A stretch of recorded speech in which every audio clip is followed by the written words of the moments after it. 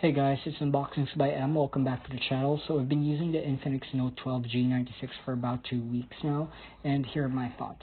Before we get started, this review will focus mainly about the design, the build quality, the display, performance, cameras, and also the battery. Alright, so for the design, it has the squared off edges much like the new iPhone's design, and the back looks elegant and premium. Actually, when you look at it, from the back, it's pretty minimal. It just has this big camera, mostly mimicking high-end Android phones, and it only has the Infinix branding at the back. No other nonsense or anything, just a very simple and minimal look. This phone is made mostly out of plastic, the back and the sides, but when you look at it, you wouldn't really think that it's a budget phone because it just looks so premium with the matte white back and also the matte sides. So on the left, we have the SIM tray. It supports dual SIM and a micro SD card, so it is expandable. And the unit that I got is the 8128 version, but you can also get the one with the 256 gigabytes if you want to bump up the storage. On the right, we have the volume rockers as well as the power button that also acts as a fingerprint sensor. So we don't have an in-display fingerprint sensor here, but we shouldn't really expect one since this is a budget phone. On the top, there's nothing there, and on the bottom, we have the speaker grills, the USB Type-C port, and also the headphone jack. Overall, for the build quality, for me, I really like it. Again, the design looks really premium. Plus, you don't really notice it at first when you're looking at the phone that it's made out of plastic, so thumbs up for that. Now for the display, the Infinix Note 12 G96 has a 60Hz 6.7-inch 1080p AMOLED display with a PPI of 393, and it does have the Gorilla Glass 3 protection. I don't have any complaints for the display. Media consumption is more than okay. The colors pop, and for a budget phone, you can't really complain about it. The only thing I don't like about it is, I guess, the water drop notch, since a lot of budget phones from Xiaomi and other brands offer just a tiny punch-hole design. But again, we have to manage our expectations since this smartphone is below the $200 mark. And one other thing that bothers me is that Infinix advertises to be Widevine L1 certified, but the unit I received seems to be Widevine L3. So if you watch a lot of Netflix or Amazon Prime, just take note that there's a chance that your unit might not be L1 certified. So even if the unit is 1080p AMOLED, you're going to be streaming in SD. A bit of a bummer since I've checked other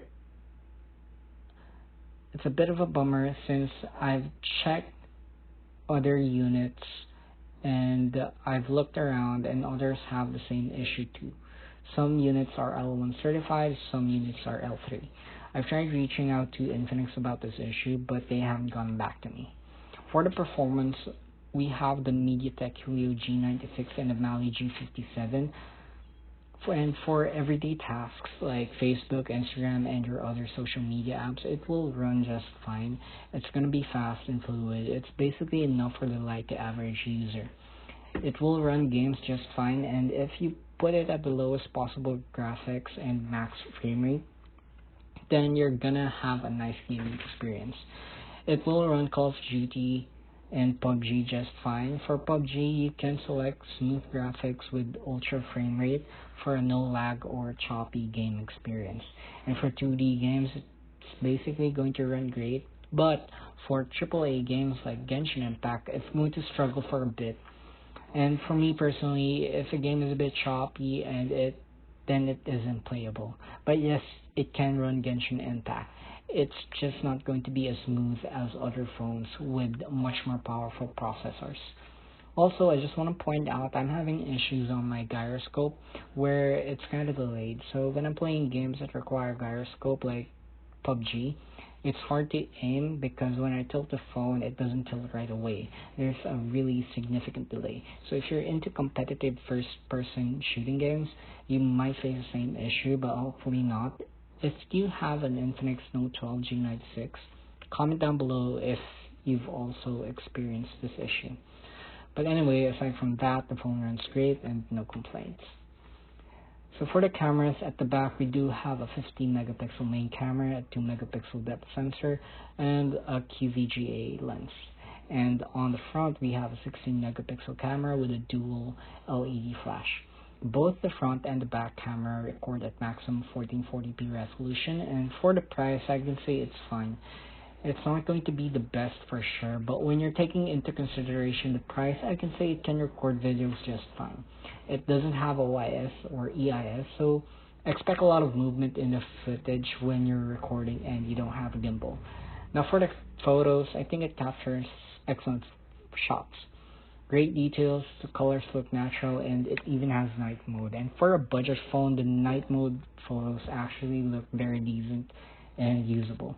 Especially if you go to Lightroom and edit them, it's going to look great when you post it on Instagram. For the cameras, I recommend you use the Pro mode, or if you want to use the AI cam, turn off the HDR, since I've noticed that turning on the HDR makes the photos look super bright and it doesn't look good. But overall, this is probably the best phone I've used in this price range when it comes to cameras. It just takes great detailed photos, great dynamic range, natural colors, and if you know what you're doing with the camera and you edit them, the photos can look really awesome, and it wouldn't look like it was taken on a sub $200 phone. For the battery, it has a capacity of 5,000 milliamps with 33 watt fast charger. And over the past few days I've been using this phone, I can confidently say that it will last you the whole day. Budget phones have been really good at battery, with some even getting 7,000 milliamps. But this phone with the 33 watt fast charger is enough for most people. On my testing, I start my day at around 11 a.m.